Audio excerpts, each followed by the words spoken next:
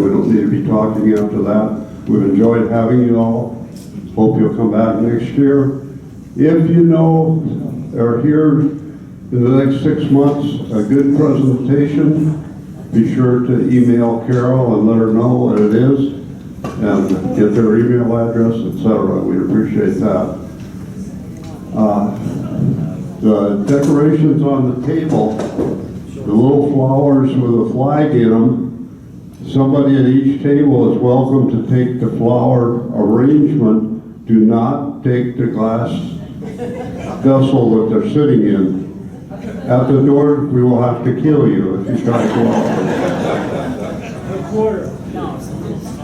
And Bill Seegers is going to be helping to us load the stuff that we have to put back in our cars to take home. And if a few of you could help him, he knows how to put the lanterns together, and the plates go in a certain box in the back, and the stuff up here on the stage gets folded up, and the flags that are taped up get rolled up and go home. So if somebody can help us with that, the vehicles are right outside the place. And unless you really are hard pressed for a souvenir, we would appreciate it if you would leave your name tags. Just plastic. There, you'll see the table at the left-hand side as you go out. I think there's already some laying there probably. Also the plastic folders, if you don't have a use for them at home and you would like to leave them, you can take the stuff out of them and take it with you, or you can leave the whole thing, we'll empty it ourselves. But we appreciate that. When we first started this 17 years ago, we could get the colored folders like that for about 39 cents. They're now up to about $2. So we've gone all clear and we're keeping it under $1 so we can afford them. Other than that, has anybody got any last minute questions or complaints? The complaints? See Carol. Okay, without further ado, you've seen him in action already today, but this is my hero from the Army, Erick Nason, and he also is my hero from the 2nd South Carolina Reenactors. Erick, over to you. Thank you, sir. Thank you, good folks. It's good to, they say it's the miles and meets the years, so to come back 240 years to see how you're doing makes me feel good. But I have been asked by both General Moultrie and Colonel Marion, I'm supposed to come to explain to you what just recently happened down south of here along the coast of South Carolina. I have been told that my voice is very meek, so if you do not hear me, please let me know. I will make sure to project my voice a little bit louder. So currently what we've had going on here in South Carolina, since our gallant defeat of the British in 1776, for the most part, it's been relatively quiet for the last 2 years. Us in the 2nd Regiment, we've been busy garrisoning at Fort Sullivan, up at Dorchester's. I believe earlier you heard about the Marines. Yes, even some of our members were impressed into the South Carolina Navy. We served as Marines. Unfortunately, they never came back. I was told their ship, unfortunately, was intercepted by an even larger British warship, and there was no survivors. So the period moved on to 1778, towards December. Things were getting a little bit screwy up north, per se. The British were at a stalemate. They stopped Johnny Burgoyne to Saratoga. Howe couldn't beat Washington. They needed to readjust and they had to relook. So they decided, we've had it way too quiet down here in South Carolina. They decided to come back down and pay us a visit. But this time, though, they went down to Georgia. I think something about a song in a tavern about someone went down to Georgia, but yeah, that's a tale for another time. So in December of 1778, they land and they take the cities of Savannah. General Campbell, once he comes ashore, he starts moving through, heading north, taking care of the city of Augusta. General Prevost has been down in Florida. He decided he's coming up. So as they're doing, they're slowly taking over the colony of Georgia. That puts General Lincoln in a very bad position. He is the Southern Department commander. Georgia is his responsibility. So everyone kept on asking him, what are you going to do about it? He didn't know. We waited to see what was going to transpire. So by March of 1779, Lincoln had to do something because Congress was pushing him, saying, why haven't you retaken Georgia? Why is the British still in control? How come you're still sitting in Charlestown? So by the end of March, Lincoln decided he's better to do something about it. So he formed the army, leaving a small garrison behind in Charleston. He advanced on the Savannah River. He wanted to see what is General Prevost's intentions. Well, he stayed on one side of the river, General Prevost on the other, and they stared at each other for a few weeks. Now Lincoln's trying to say, he goes, okay, I think Savannah's going to be too hard to go, but General Campbell only has maybe 1,000 men up in Augusta. I have 4,000 men. I think I'm going to go to Augusta, try to take out Campbell, come from behind, and catch Prevost from an off-open position and take Savannah. So he decides to take 3/4 of our army, 3,000 men. They march north. They leave Marion's command, a few hodgepodge companies of the 5th and the 6th, all under General Moultrie, and a few militia groups. They tell us to hold the Savannah River. No problem, right? You've all seen that little body of water. It's not too hard with a few men. So they moved us out. Marion and our unit moved forward. Now myself, normally I would have a company on my own command. Unfortunately, I didn't have enough men. I was a company commander without a company. We had 9 companies already filled with about 25 men apiece, not a very large company. So they allowed me, as an independent commander, to go where I'm needed. So I went with Marion, we went forward towards Perrysburg. Now we were getting word from friends across the way in Savannah. It appears that General Prevost was getting ready to march. We passed up messages up to General Lincoln and to Governor Rutledge. His reply was, don't worry about it. It's probably a feint. They're concerned that because he's moving with a larger force on Augusta, they're going to have to do something to draw his attention away. So we followed our orders. We watched the river. Word kept on getting back to us. There's men approaching the river. It's a good-sized force. We keep passing the information to the Governor Rutledge and General Lincoln. We're told, ignore it, it's just a feint. On the 22nd, we had a small element of the 5th was attacked by what they call a group of Indians. I've never seen Indians use bayonets. Unfortunately, they did chase them off near a position at Perrysburg. To me, that's a big indication that something was coming. It also concerned Marion. We knew that our force is very small. If Prevost came across the river with a sizable force, we wouldn't be able to do anything about it. Problem is, we really didn't know. Marion wanted intelligence.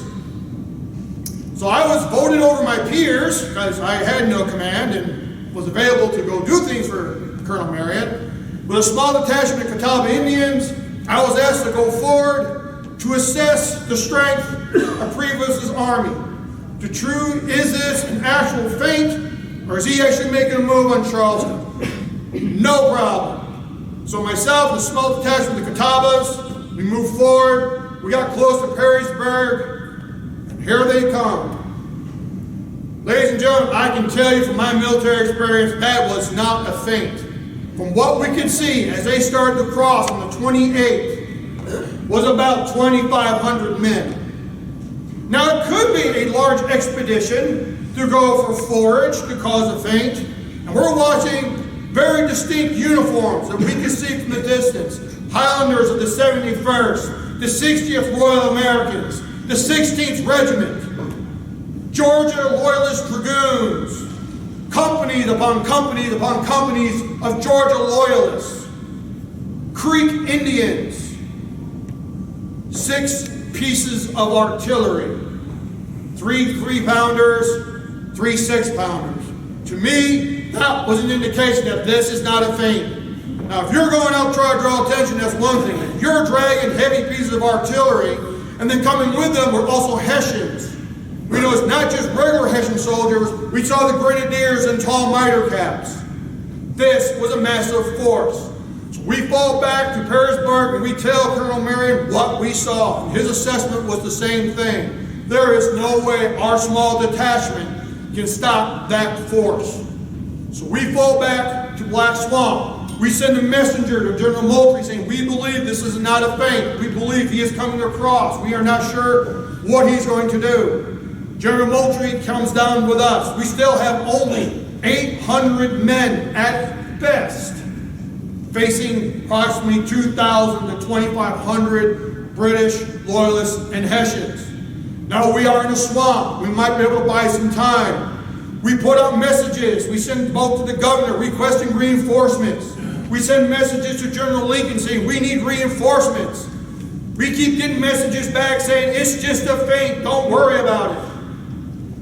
Unfortunately, General Moultrie was very worried about it. Colonel Marion was very worried about it, to the point that we agreed we have to fall back. We have to give up Black Swamp. And we started moving back to Cursahuchee Creek.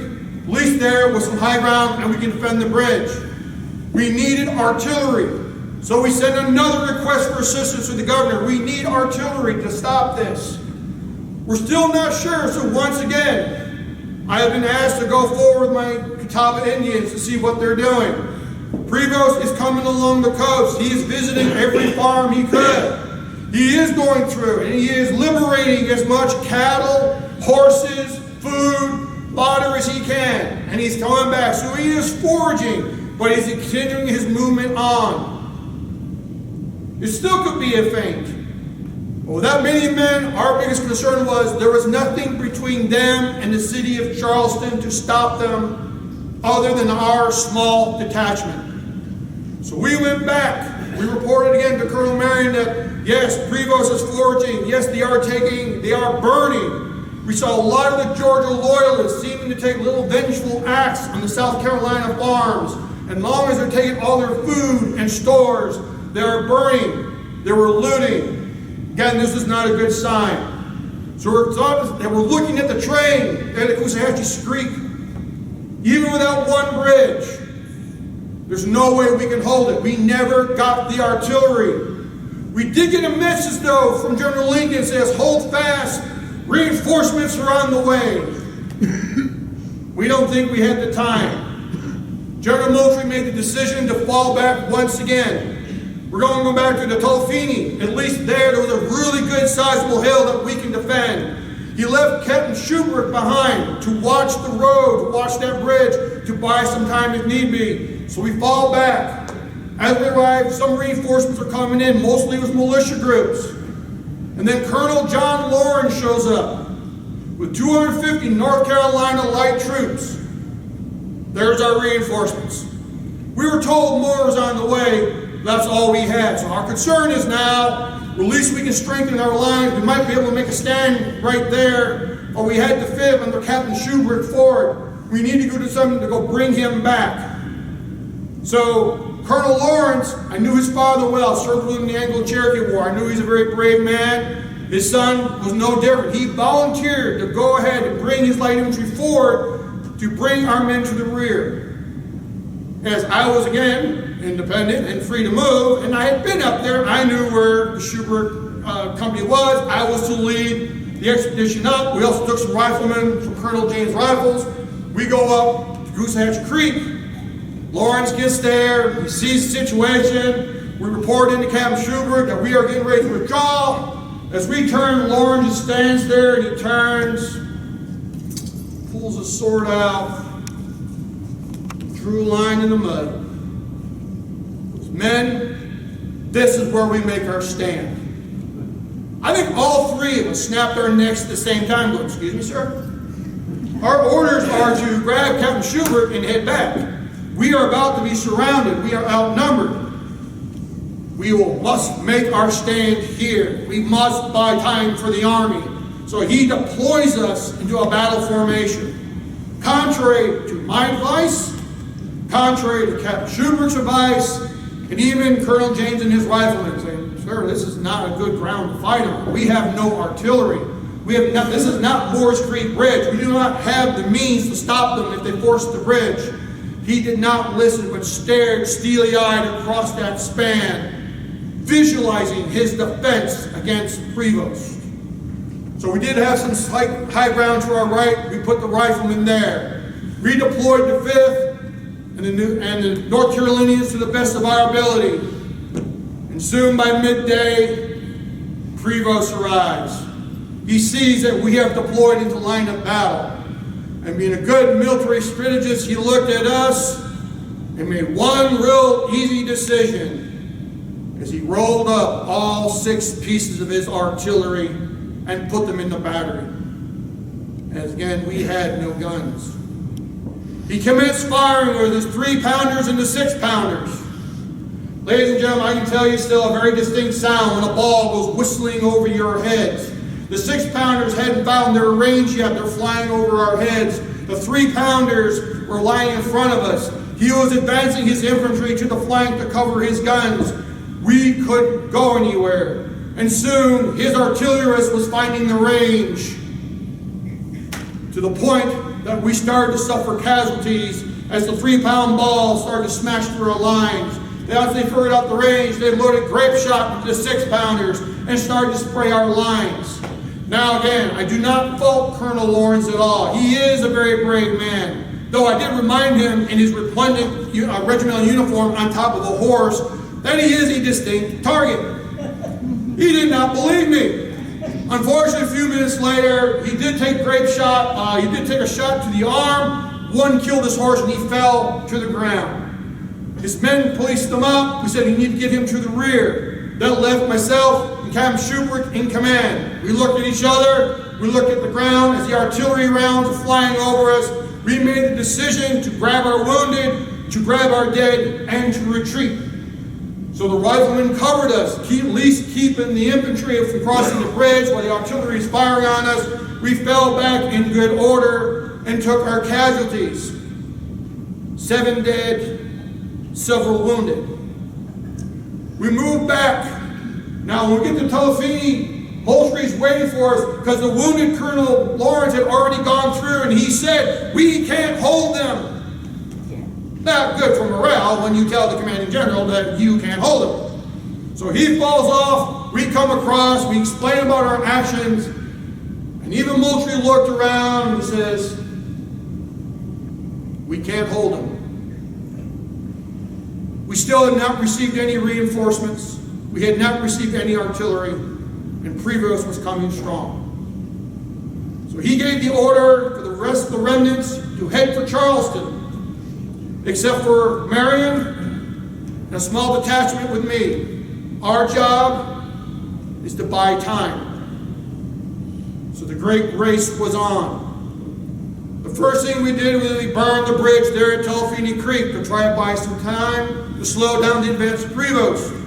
I was given specific instructions that myself and the Catawbas are to snipe and to make the life of Prevost's army very interesting, as Marion will fall back and start chopping down trees and start destroying as many of the bridges as he could. So we started our pieces. We would go up to a tree, we start cutting at the base. As it fell, we made sure it was still connected to the trunk because they can't move it out of the way. We tried to sharpen as much of the branches as we could, and then we fell back to a nice position and we waited with our rifles. Prevost's advance guard would come up, they see the trees, they start to work on them, and we begin to fire on them. We did this for 5 days.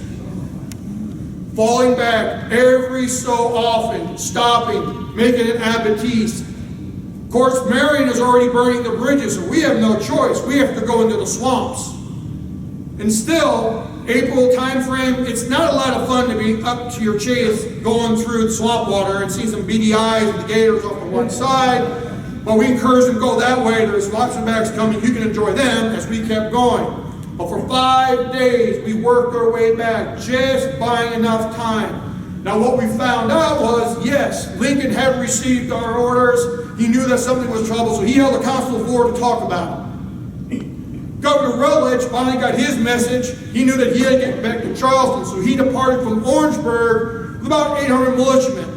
It's going to take him a couple of days, so he's racing as fast as he can. Colonel Harrison Camden got the word. He's going to race with as many men as he can to get to Charleston. We're racing against time. We're racing against the tyranny of distance, because it's not much distance from where we were in the swamps moving towards Charleston. By around May 10th, we're just outside of the old racetrack. We were tired, folks, I can tell you that. I'm not as young as I want to be. I've already seen 6 years of combat. Every morning my bones ache from all the different injuries. But I tried to keep up with my Catawba friends. We kept going, but we were running out of steam by the time we got to the racetrack. But there in the distance, we could see General Pulaski had arrived, some reinforcements with his cavalry. We could see that he was setting up his men for an action. We also knew that we should probably stay out of the middle of this. As a small detachment as we were, we went to ground. We could see Pulaski's men coming up, and then off to one side, we could see the Georgia Loyalist cavalry is coming. At that time, we decided we better go deeper to the ground. And sure enough, the two cavalry elements met. Now they're fighting back and forth. Now we were in great debate, do we fire on them or not? But they're so entangled, we weren't too sure who we were going to fire on until Pulaski's men charged away. The Georgians went after them. Like, okay, here's our opportunity. What we did know was Pulaski was trying to lead them into an ambush. The problem was the infantry wasn't set yet. We watched them charge into as the horses pulled off. The infantrymen were not where they're supposed to be, and unfortunately, they cut down a bunch of Pulaski's infantry. We waited for the Georgians to go by, then we came out of hiding. We helped to take and carry as many of the wounded back, only a few hundred yards to the trenches that are being dug. Now, while we were gone, General Moultrie has been very busy. Colonel Marion called out the entire regiment, with the exception of one officer and 20 men from Fort Sullivan. Everybody else had been digging trenches on the neck. Now, we had the great swamp near the Ashley River, and on the Cooper side, we're building abattises. So as we're leading the men in, we're going through. Now, the trenches have already been dug a little bit. We're all getting set up. Artillery's in place. Unfortunately, it wasn't very good water out there, so they had barrels of water, supplies. We were getting ready for the fight that we knew was coming. When we started to deploy, again, the governor finally arrived. Camden finally arrived. General Lincoln had not arrived. He was still slowly making his way down from Augusta. So when we deployed, we put the Charleston militia on the left half of the field. We took Governor Rutledge and his upcountry militia on the right side of the field. And the left redoubt supporting the Charleston militia was was Marion with about 100 of his men. On the right-hand side was what's left of the 1st, the 5th, and the 6th regiments were in their redoubt. To the front, as an early warning redoubt, was the Camden militia. And in the half crescent behind it in reserve was the rest of my unit, the other half of the 2nd South, as well as Pulaski's Legion. By sunset, General Preston arrived. We just beat them by a few hours. One heck of a race that we won. As the Prevost came up, General Moultrie decided, well, we should welcome him warmly and ordered all the artillery to commence fire at a slow rate. So the guns began to fire. They were firing on the British. Now, what we were observing from our positions was they deployed their 6-pounders. They were firing back. They didn't start really going into any type of entrenchments yet, so we're firing back and forth. The sun had set. It was just one of those really dark, black, tarry South Carolinian nights. You could not see what was going on. And unfortunately for the militia, anything that moved, anything that made a sound, they started firing at it. So we kept on calling down the line, cease fire, cease fire. There's no one out there. So to be precautionary, we had built tar barrels to the front. So if we were concerned that the British were trying to attack the trenches, we were going to light them on fire. So Major Hughesy and 12 volunteers went out to start lighting these barrels so we could see the battlefield in front of us. The problem was, even though we said up and down the line, hold your fire, friendlies to the front, those militiamen once again saw figures in the fire and they started shooting. Of course, that got everyone riled up. The governor got concerned, so he ordered all the artillery to open fire. We're trying to play the drum, ceasefire. We're yelling ceasefire. Those are friendlies out there. Unfortunately, that domino effect took over. Everyone opened fire. The ships in the rivers opened fire. There's guns firing everywhere. And we're trying to tell them those are friendlies out there. Major Hughie and 12 of his men were killed by friendly fire. Finally, we're able to get everyone to stop shooting and to settle down for the night. By morning, I have never seen a more livid general than General Moultrie.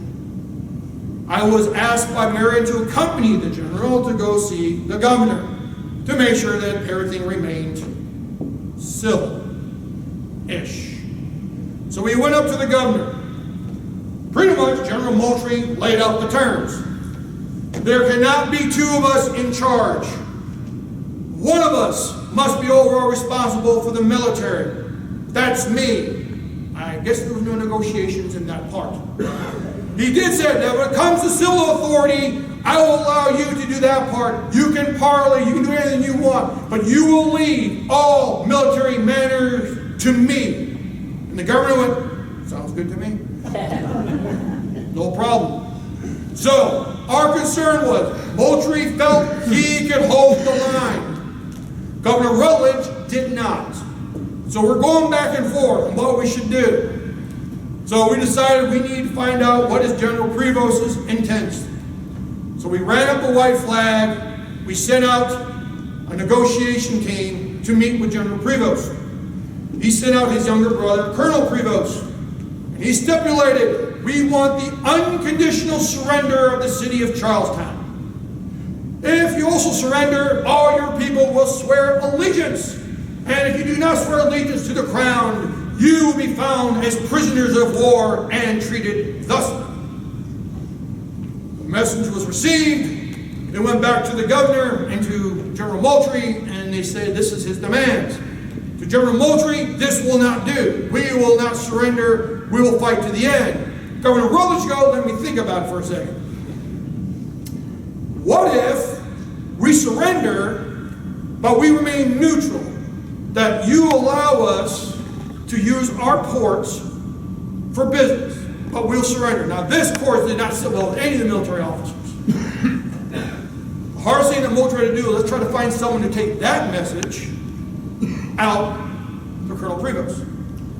So they actually went and found Colonel Lawrence, who is recuperating from his wound, and asked him, can you bring the message that we are willing to surrender the city if they allow it to be neutral?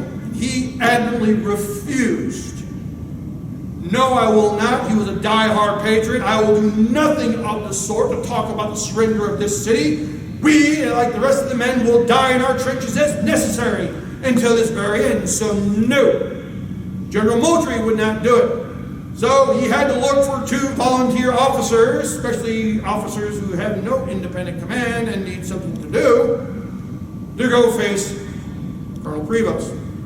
I was one of those lucky few, I said with Major Hall, went out and we addressed Colonel Prevost. He did not like any terms. He goes, there are no terms. You will either give me unconditional surrender or nothing at all. And then we said, well, sir, I believe it is General Moultrie's intent to do nothing at all. We'll see you on the field. We went back. We told that there was no more negotiations, that Colonel Prevost would not listen to us. He would not allow the city to be neutral, that we should prepare for an attack. So that evening, we all manned our trenches. Everyone was leaning forward. The guns were ready. The shot was piled. The powder was set. So in the morning, when the sun rose upon the Charleston neck, we looked out to see nothing. General Prevost took his army and left in the night, quietly, without detection, and went away. As we are starting to gather and get the army reformed, once again, I'll send out as a scouting expedition to see where General Prevost was going. And he was heading back south. He was taking little detours along the way to visit some more plantations. But he was eventually moving back down south and was heading towards a place called Stono Ferry. But I'll leave that story or another time.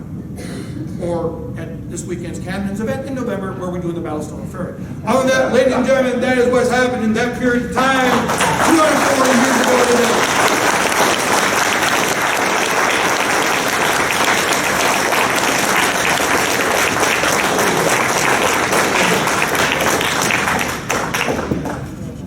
I'll take any questions if you have them.